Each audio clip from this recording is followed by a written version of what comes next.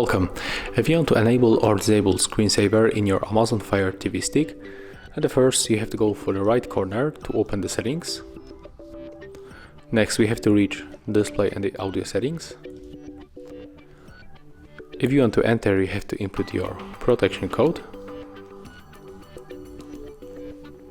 and select screensaver. As you can see in this place, we can change the start time. So if you go for the never, you will disable this option, but if you set up 5, 10 or 15 minutes after this time, your screensaver will be turned on, and in the background you can also find the preview, so you will get the hour and date in the right upper corner and this background picture.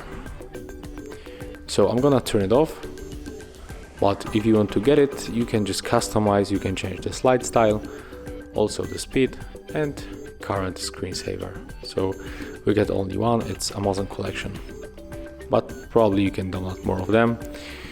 So yeah, that's all. If you find this video helpful, remember to leave a like, comment and subscribe.